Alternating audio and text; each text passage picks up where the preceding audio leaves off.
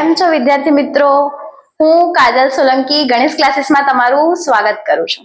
તો વિદ્યાર્થી મિત્રો, આજે હું તમારા સમક્ષ ધોરણ 9 અને 10 માં આવતો સરસ મજાનો ગ્રામરનો ટોપિક રજૂ કરવા જઈ રહી છું, જેનું નામ છે લેંગ્વેજ ફંક્શન. વિદ્યાર્થી મિત્રો, ધોરણ 9 માં આપણે લેંગ્વેજ ફંક્શનનો ટોપિક ભણી જઈએ છીએ અને ધોરણ 10 માં ફરીથી આ જ ટોપિક હોય છે. ધોરણ 10 માં બોર્ડની પરીક્ષાની અંદર સેક્શન સી માં 9 માર્ક્સના પ્રશ્નો આના પૂછાતા હોય છે. તો ચાલો આપણે જોઈએ. પહેલો ફંક્શન છે ડિસ્ક્રાઇબિંગ પર્સન.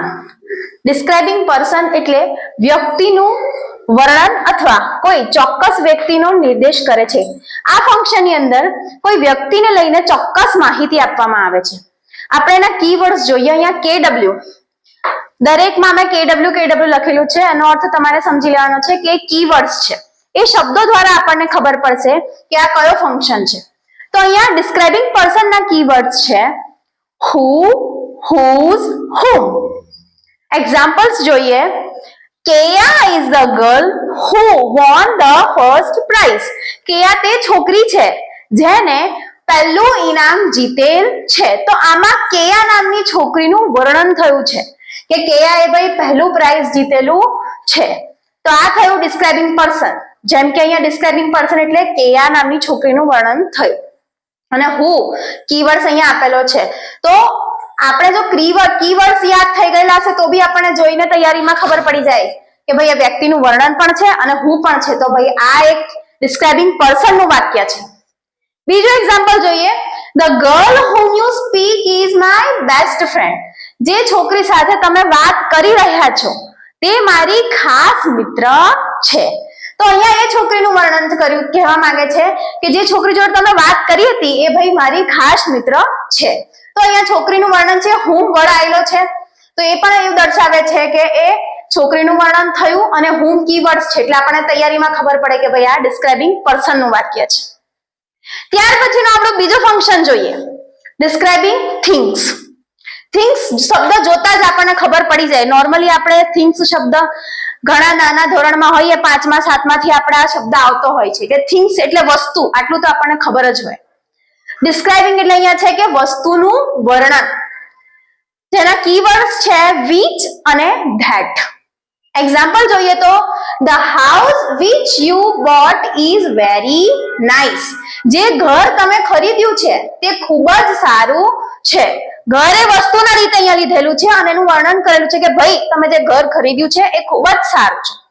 તો આ રીતે વસ્તુઓનું વર્ણન થતું જોવા મળતું હોય તો આવું વાક્ય તૈયારીમાં સમજી જવું કે ડિસ્ક્રાઇબિંગ થિંગ્સ નું છે, વસ્તુને વર્ણન કરતું વાક્ય છે. બીજું એક્ઝામ્પલ જોઈએ. The bag that you found is mine. Bag ભાઈ જે તમને મળી છે એ મારી છે. બેગ એક વસ્તુમાં આવે છે, થિંગ્સમાં આવે છે, અને જે મળી છે એ મારી છે એટલે એક બેગનું આખું વર્ણન થાય છે.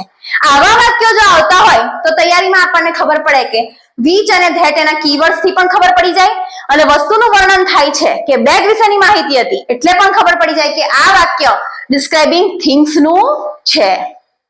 ત્યાર પછીનો ત્રીજો ફંક્શન જોઈએ, એ છે ડિસ્ક્રાઇબિંગ પ્લેસ.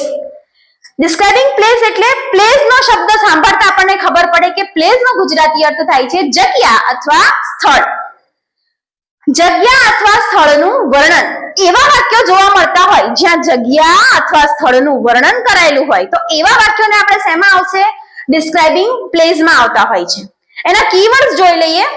તે છે which, that અને where. આ ત્રણ એના કીવર્ડ્સ છે. એક્ઝામ્પલ જોઈએ. India is a country where every Sunday is holiday. Bharat એક એવો દેશ છે જ્યાં દર રવિવારે શું હોય છે? રજા હોય છે. where આવ્યું એટલે ખબર પડી જાય કે ભાઈ કીવર્ડ્સ તૈયાર કરેલા હોય વિદ્યાર્થી મિત્રો તો આપણને સરળતાથી ખબર પડી જાય કે where આવ્યું એટલે ભાઈ આ ડિસ્ક્રાઇબિંગ પ્લેસ નું જ વાક્ય છે, સ્થળનું. ત્યાર પછી the market was very crowded. માર્કેટમાં, બજારમાં ખૂબ જ ભીડ હતી. આવો શબ્દ આવે એટલે ભાઈ આ માર્કેટ એક જગ્યા થઈ, સ્થળ થયું. તો તૈયારીમાં ખબર પડી જાય કે ભાઈ જગ્યાની વાત થાય છે, ભાઈ માર્કેટ જેવી જગ્યા છે તે ગાડી ખૂબ જ ભીડ હતી. તો ડિસ્ક્રાઇબિંગ પ્લેસ નું વાક્ય છે એવું તૈયારીમાં આપણને ખબર પડી જાય. ઓકે, તો વિદ્યાર્થી મિત્રો અહીંયા મેં ખૂબ જ સરળતાથી તમને સમજ પડે એવી કોશિશ કરી છે. તો આશા રાખું છું તમને ત્રણેય અત્યારે મેં જે લેંગ્વેજ ફંક્શન સમજાયા છે એમાં સમજ પડી ગઈ હશે. તો એના પછીનો ફંક્શન્સ જોઈએ. સ્પેસિફાઈંગ ટાઈમ, સમયનો નિર્દેશ કરે છે. ટાઈમ શબ્દ જોતા જ આપણને ખબર પડે કે અહીંયા સમયની વાત થઈ રહી છે. એક્ઝામ્પલ્સ જોઈએ. The train arrives at 8 PM. તો અહીંયા ટ્રેનનો સ્પેસિફિક ટાઈમ બતાવ્યો છે કે ભાઈ ટ્રેન છે એ કમ્પ્લીટ 8 વાગે આવી જશે. અરાઇવ એટલે આવવું. સેકન્ડ એક્ઝામ્પલ જોઈએ. The school bell will ring at 12 PM. સ્કૂલની ઘંટડી છે તે ભાઈ 12 વાગે જ વાગવાની છે. તો આવા વાક્યો હોય જેની અંદર પ્રોપર ટાઈમ વિશેની વાત કરી હોય કે ભાઈ આ ટાઈમે જ આ કાર્ય થશે, તો આવા વાક્યો શેમાં આવતા છે? સ્પેસિફાઈંગ ટાઈમમાં આવતા હોય છે. એના પછીનો જોઈએ ફંક્શન સ્પેસિફાઈંગ લોકેશન અને પ્લેસ. લોકેશન જેવો શબ્દ જોતા આપણને ખબર પડી જાય કે કોઈ સ્થળની વાત થતી હશે, જોડે પ્લેસ પણ આપેલું છે એટલે જોઈએ. વ્યક્તિ કે વસ્તુ ક્યાં છે એટલે કે ચોક્કસ જગ્યા અથવા સ્થળ દર્શાવે છે. કોઈ ચોક્કસ જગ્યાની માહિતી આપવામાં આવી હોય એવા વાક્યો હોય ત્યારે આપણે સ્પેસિફિક લોકેશન અથવા પ્લેસના વાક્યો છે તેવું કહી શકીએ. કીવર્ડ્સ જોઈએ. In, on, under, behind, here, near, in front of, આ બધા તેના કીવર્ડ્સ છે. તો એક્ઝામ્પલ જોઈએ. Riya is in the kitchen, કે ભાઈ રિયા છે તે પ્રોપર કિચન ની અંદર છે. સ્પેસિફિક જગ્યા બતાવી દીધી છે કે ભાઈ કિચન ની અંદર છે રિયા. બરાબર, આવી રીતે પ્રોપર જગ્યાનું સ્થળનું વર્ણન થતું હોય તો એ સ્પેસિફિક લોકેશન અથવા પ્લેસ નું વાક્ય હોઈ શકે. ત્યાર પછી temple is behind my house, કે ભાઈ ટેમ્પલ જે છે મંદિર મારા ઘરની બિહાઇન્ડ એટલે પાછળ છે. આવું પ્રોપર વસ્તુ બતાવ્યું છે કે ભાઈ મંદિરની જગ્યા પ્રોપરલી મારા ઘરની પાછળ છે. આવી રીતે એવા વાક્યો હોય કે જેમાં સ્થળનું પ્રોપર જગ્યાનું વર્ણન થતું હોય તો સમજી જવું કે આ વાક્યો સ્પેસિફાઈંગ લોકેશન અથવા પ્લેસના જ છે. ત્યાર પછીનો function describing action, frequency of action. બંનેમાંથી કોઈ પણ તમે લખી શકો છો. ઓપ્શનમાં જે આવ્યો હોય તેનો યુઝ કરી શકાય. રોજિંદી ક્રિયાનું વર્ણન, એક્શન જોતા આપણને ખબર પડે કે ભાઈ આમાં ક્રિયાની કંઈક વાત હશે. તો રોજિંદી ક્રિયાના વર્ણન વાળા વાક્યો હોય તેવા વાક્યો ડિસ્ક્રાઇબિંગ એક્શન અથવા ફ્રીક્વન્સી ઓફ એક્શનમાં આવે છે. તેના કીવર્ડ્સ જોઈએ. Always, never, sometimes, often, rarely, આ બધા જે કીવર્ડ્સ વાળા વર્ડ્સ છે આવા વર્ડ્સનો ઉપયોગ થયો હોય સેન્ટેન્સમાં તો એ ફ્રીક્વન્સી ઓફ એક્શન અથવા ડિસ્ક્રાઇબિંગ એક્શન નું વાક્ય છે એવું સમજવું. એક્ઝામ્પલ્સ જોઈએ. Pritha always studies in the morning, કે ભાઈ પૃથા હંમેશા સવારે જ વાંચે છે.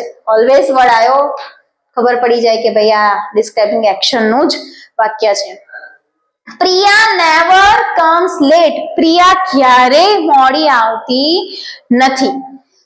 તો વિદ્યાર્થી મિત્રો આમાં આપણે કીવર્ડ્સ યાદ કરીને પણ ફંક્શન્સ તૈયાર કરી શકીએ છીએ. કીવર્ડ્સ આપણને યાદ હોય તો પણ ખબર પડી જાય. નોર્મલી કીવર્ડ્સ બધા વિદ્યાર્થી મિત્રોને યાદ રહેવું જરૂરી પણ નથી. વાક્ય વાંચીને સમજીને પણ આપણને યાદ રહે. નોર્મલી જો Pritha always studies in the morning, દરરોજની વાત થઈ રહી છે તો એ ક્રિયા પૃથાની રોજની ક્રિયા, રોજિંદીની ક્રિયા બતાવે છે તો પણ ખબર પડી જાય કે ભાઈ આ ડિસ્ક્રાઇબિંગ એક્શન છે, ભાઈ ક્રિયાનું વર્ણન થઈ રહ્યું છે અહીંયા આગળ. પછીનું જોઈએ ફંક્શન્સ ડિસ્ક્રાઇબિંગ પ્રોસેસ. પ્રોસેસ એટલે કે પ્રક્રિયાનું ક્રમબદ્ધ વર્ણન. કોઈ પ્રક્રિયા થતી હોય અને એની ક્રમબદ્ધ માહિતી આપી હોય એવા વાક્યો આપેલા હોય તો એને ડિસ્ક્રાઇબિંગ પ્રોસેસ કહેવાય. એના કીવર્ડ્સ જોઈએ તો આજ્ઞાર્થ વાક્યો હોય. કેવા આજ્ઞાર્થ વાક્યો? એક્ઝામ્પલમાં જોઈએ. પહેલું એક્ઝામ્પલ છે put butter in a pan and boil it for some time, કે ભાઈ પેન ની અંદર બટર લો, એને થોડી વાર માટે બોઇલ એટલે ગરમ થવા દો. તો થોડી પદ્ધતિ જેવું લાગ્યું હશે આપણને કે આમાં લખ્યું છે કે પ્રક્રિયાનું ક્રમબદ્ધ વર્ણન આપ્યું. પહેલા પેન લેવો, બટર લો એની અંદર, પછી એને થોડો સમય ગરમ થવા દો. આવા વાક્યો હોય કે જેમાં ક્રમબદ્ધ પદ્ધતિ વિશેની માહિતી આપતા હોય તો આ વાક્યો ડિસ્ક્રાઇબિંગ પ્રોસેસ ના હોઈ શકે, જે ખૂબ જ સરળ રીતે આપણને ખબર પડી જાય તેવા જ હોય છે. બીજો એક્ઝામ્પલ જોઈએ. Boil the milk and add sugar, કે ભાઈ દૂધને ગરમ થવા દો પછી તેની અંદર ખાંડ નાખો. આવા પદ્ધતિ વાળા વાક્યો હોય, પ્રક્રિયા વાળા વાક્યો તો એ ડિસ્ક્રાઇબિંગ પ્રોસેસ ના હોય છે. ત્યાર પછીનું function inquiry as nature seeking information, એટલે કે માહિતી મેળવવા માટે પૂછાતા પ્રશ્નો. ઇન્ક્વાયરી જેવો શબ્દ આવે ને એટલે આપણને ખબર પડી જાય. આવો શબ્દ આપણે ઘણા વખતથી સાંભળતો આવ્યા હોય. અત્યારે 10મા ધોરણમાં આવીએ ત્યાં સુધી તો ઘણી જ વાર સાંભળ્યું હોય ઇન્ક્વાયરી. એટલે આપણને થોડી બહુ ખબર પડે કે ભાઈ માહિતીને લગતું કંઈક છે. કીવર્ડ્સ જોઈએ. What, when, why, who, where, which, whose, how many, how much. ટૂંકમાં જોઈએ તો WH ફેમિલી વાળા શબ્દો આપણે શોર્ટમાં સમજીએ તો WH ફેમિલીના તમામ શબ્દો અહીંયા છે. અને ઇન શોર્ટ એનાથી પણ શોર્ટમાં યાદ રાખવા આપણે જઈએ તો પ્રશ્નાર્થ વાક્યો આમાં આવી જાય એવું આપણે સમજી લઈએ. ચલો એક્ઝામ્પલ સાથે જોઈએ. હાઉ આર યુ આવા પ્રશ્નાર્થ વાક્ય હોય કે તમે કેમ છો, તો સામે આપણને જવાબ મળવાનો છે. આવા પ્રશ્ન થઈ ગયો, ઇન્ક્વાયરી થઈ ગઈ, ભાઈ તમે કેમ છો. આવા પ્રશ્નો થતા હોય ત્યારે શું હોય? ઇન્ક્વાયરી એઝ નેચર અથવા સિકિંગ ઇન્ફોર્મેશન ના વાક્ય છે એમ સમજવું. બીજું એક્ઝામ્પલ જોઈએ. when will the result will be declared, કે ભાઈ રિઝલ્ટ ક્યારે બહાર આવવાનું છે, ક્યારે ડિક્લેર થવાનું છે. મતલબ પ્રશ્નો પૂછાતા આપણને કોઈ વ્યવસ્થિત માહિતી કઈ વિશેની વાત જાણવા મળવાની હોય, કઈ માહિતી જાણવા મળવાની હોય એવા પ્રશ્નો હોય. WH ફેમિલી વાળા વર્ડ્સના યુઝ થયા હોય તો આ એ ઇન્ક્વાયરી એઝ નેચર અથવા સિકિંગ ઇન્ફોર્મેશન નું જ વાક્ય હોઈ શકે. ખબર પડી? ત્યાર પછીનું ફંક્શન એક્સપ્રેસિંગ પ્લેઝન્ટ્રીઝ, નેસેસિટીઝ. શિષ્ટાચાર, શુભેચ્છા, અભિવાદન અથવા નમ્રતાપૂર્વક થતી વાતચીતનો નિર્દેશ કરે છે. ડિસિપ્લિનમાં અથવા કોઈને કોઈ સારું કોઈ વિશ કરતા હોય આપણે એવી રીતે વાતચીત થઈ હોય એવા બધા વાક્યો. કીવર્ડ્સ જોઈએ. કોંગ્રેચ્યુલેશન્સ, થેન્ક્સ, સોરી, હુર્રે આવા વર્ડ્સના યુઝ થયા હોય તો તમારે સમજવું કે આ વાક્ય એક્સપ્રેસિંગ પ્લેઝન્ટ્રીઝ અથવા નેસેસિટીનું છે. એક્ઝામ્પલ જોઈએ. Thank you for your help, તમારો ખૂબ ખૂબ આભાર છે કે તમે મારી મદદ કરી છે. પછીનું વાક્ય જોઈએ. Congratulation you won the match, તમને ખૂબ ખૂબ અભિનંદન છે કે તમે આ મેચ જીતી ગયેલા છો. તો આવા શબ્દો હોય, શુભેચ્છા વાળા શબ્દો જ આવે એટલે તૈયારીમાં સમજી જવું કે આ શું સૂચવે છે? પ્લેઝન્ટ્રીઝ અને નેસેસિટીઝ. તો વિદ્યાર્થી મિત્રો આજે આપણે 9 ફંક્શન શીખ્યા છે. 9 ફંક્શન્સ ની અંદર તમને કોઈ પણ ડાઉટ હોય તો તમે કમેન્ટમાં મને જણાવી શકો છો. અને તમને સમજૂતી સરળ રીતે સમજ પડી ગઈ હશે એવી આશા રાખું છું. અને પડી હોય તો ચેનલને સબસ્ક્રાઇબ કરવાનું ભૂલતા નહીં. Thank you.